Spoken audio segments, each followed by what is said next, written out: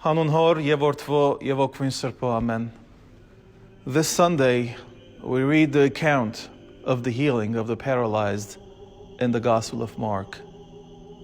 4 men bring their paralyzed friend to Jesus for healing.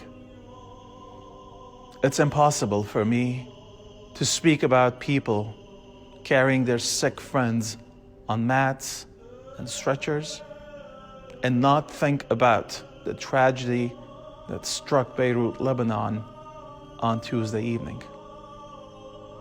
The world has not witnessed an explosion of this size since Hiroshima and Nagasaki. The destruction is unfathomable. The catastrophe is unimaginable. Countless human lives have perished. Words cannot express the devastation.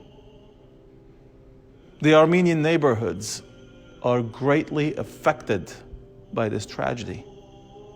Imagine, all our churches, Armenian schools, community centers are gravely damaged. The number of homeless Armenians is not even clear. For some of you, Lebanon is a remote country in the Middle East. For others, it is their country of origin. But Lebanon has always been one of the most important places in the Armenian diaspora.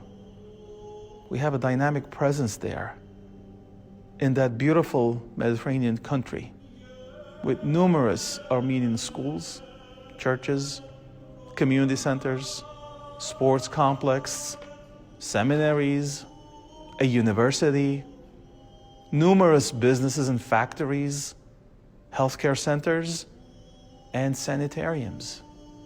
And most importantly, the Armenian Catholicosate of Cilicia.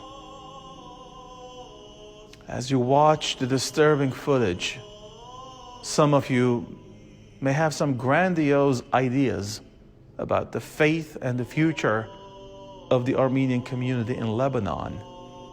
Good for you. But now there is a humanitarian crisis. We have homeless Armenians.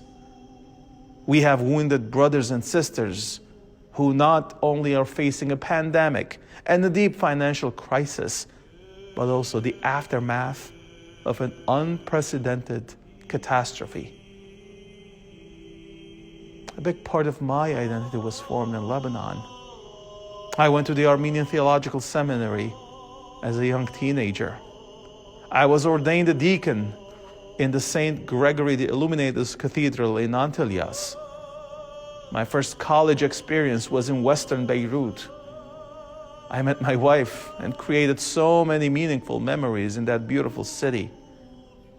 I was ordained as a priest at Surp Nishan Cathedral, where I also celebrated my first Mass ever.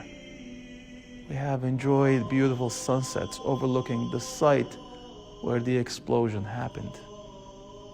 My heart bleeds as I look at the photos of the innocent victims.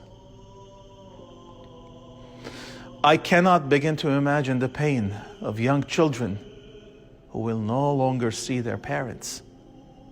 The suffering of everyone who lost a family member. The pain is indescribable.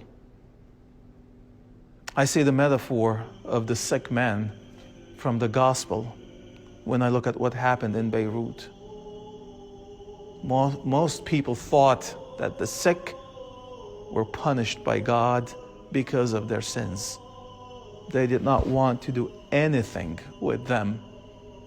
However, in this healing miracle that comes to us from the Gospel of Mark, 4 brave men carried their paralyzed friend, and despite all challenges, they brought him to Jesus to be healed.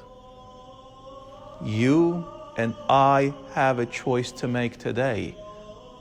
We can either be in the group who will despise the sick and not want to do anything about their situation, or be one of the 4 brave men who, despite our own financial challenges and the current circumstances that we are facing, will help our brothers and sisters in Lebanon and lead them to the healing touch of Jesus Christ by giving them hope in the midst of their despair.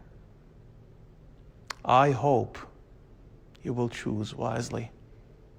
May God bless you all. Amen.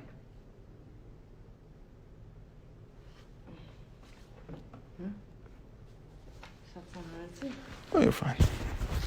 You're fine.